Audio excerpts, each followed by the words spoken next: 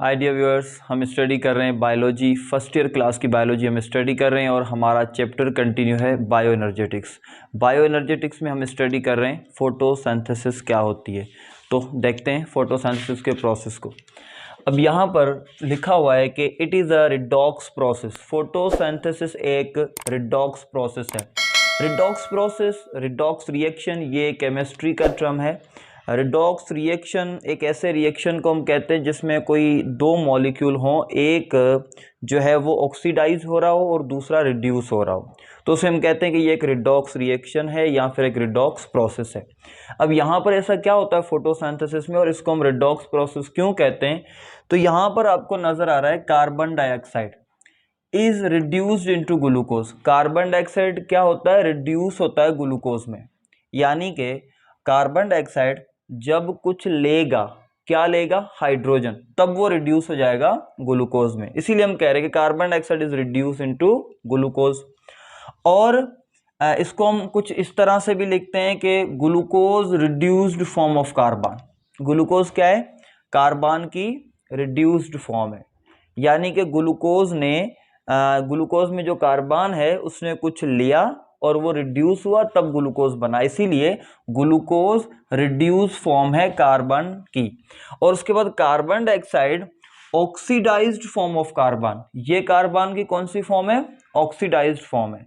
यानी कि oxidised form कौन सी होती है, कि ऑक्सीडाइज वो होता है जो कुछ दे।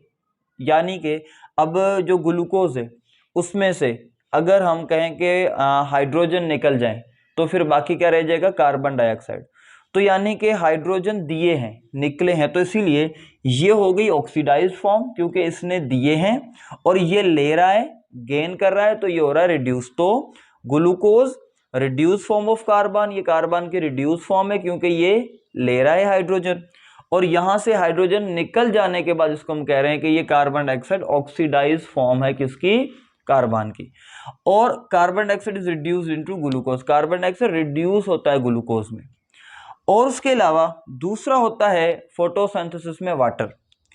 Water is oxidised into oxygen. यानी कि वाटर जो है अपने हाइड्रोजन देता है और जो देता है वो क्या होता है, ऑक्सीडाइज। तो अपने हाइड्रोजन देकर ऑक्सीडाइज होता है ऑक्सीजन में। यानी कि हाइड्रोजन दे देता है तो बाकी रिमेनिंग में क्या बचता है, जस्ट ऑक्सीजन।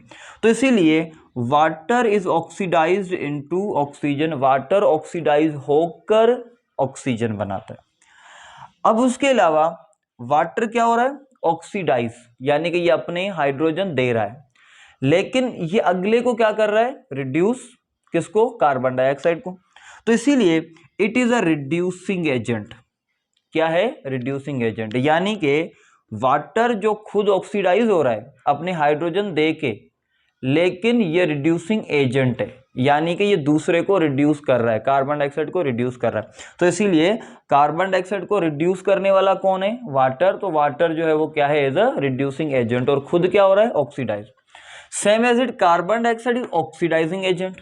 कार्बन डाइऑक्साइड क्या है, ऑक्सीडाइजिंग एजेंट।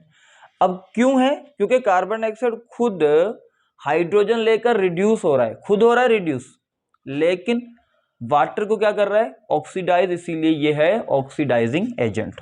तो ये थोड़ा है, ये आपको रिडॉक्स प्रोसेस और रिडॉक्स रिएक्शन में समझना होता है कि carbon dioxide is reduced into glucose, और ग्लूकोज जो है वो रिड्यूस फॉर्म ऑफ कार्बन है, और उसके अलावा carbon dioxide oxidise form of carbon है। कार्बन डाइऑक्साइड ऑक्सीडाइजिंग एजेंट है और वाटर जो है वो रिड्यूसिंग एजेंट है। वाटर खुद ऑक्सीडाइज होता है ऑक्सीजन में। ये चीजें थोड़ी समझनी होती है। उसके बाद अगर हम फोटोसिंथेसिस की डेफिनेशन को देखें तो डेफिनेशन 1 है, photosynthesis is an energy conversion process in which energy poor molecule are transformed into energy rich molecule like glucose.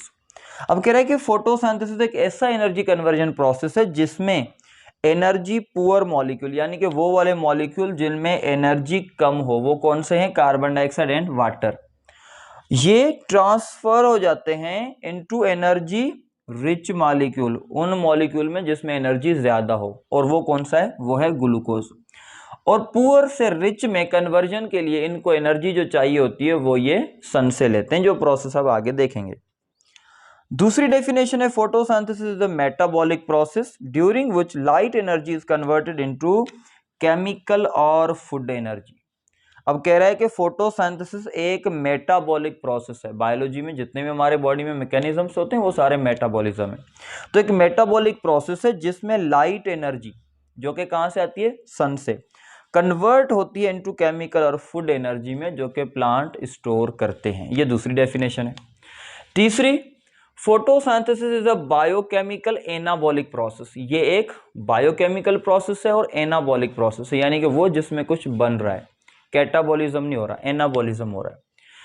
और एनाबॉलिक प्रोसेस है during which simple carbohydrate are manufactured from carbon dioxide and water, जिसमें simple carbohydrate बनते हैं, simple carbohydrate बनते हैं। अब simple carbohydrate कौन सा है, मोनोसेक्राइड, ग्लूकोज।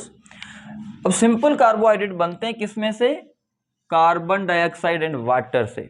कहां पर, इन क्लोरोफिलस सेल्स, इन मीजोफिल सेल्स, लीव्स में जो मीजोफिल सेल है वहां पर क्लोरोफिलस सेल, यानी कि जिन सेल में ज्यादा क्लोरोफिल हो। In the presence of sunlight, जरूरी है सनलाइट हो तब ऐसा हो सकता है। Oxygen given out as by product, और oxygen as a by product release हो जाती है। तो ये तीसरी डेफिनेशन है जिसमें कि फोटोसिंथेसिस एक बायोकेमिकल एनाबॉलिक प्रोसेस है जिसमें सिंपल कार्बोहाइड्रेट्स लाइक ग्लूकोज बनते हैं, और वो कहां से बनते हैं, carbon dioxide and water in chlorophyllous cells in the presence of sunlight, sunlight की मौजूदगी में, और oxygen as a by product release होता है। फाइनली हम ये इक्वेशन देख लें फोटोसिंथेसिस की। तो फोटोसिंथेसिस की इक्वेशन में यहां पर हमने लिखा है कि 6 molecule of carbon dioxide, 12 of water, chlorophyll, light, glucose, 6 oxygen molecule, 6 water molecule. अब पहले तो हम दो चीजों को देखते हैं, रिएक्टेंट कौन से हैं और प्रोडक्ट कौन सी है।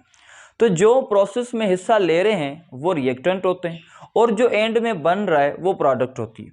अब अगर यहां पर हम देखें, कार्बन डाइऑक्साइड पार्टिसिपेट कर रहा है तो ये रिएक्टेंट है, वाटर पार्टिसिपेट कर रहा है तो ये रिएक्टेंट है, लाइट पार्टिसिपेट कर रही है तो ये रिएक्टेंट है। ये तीनों क्या है, रिएक्टेंट है।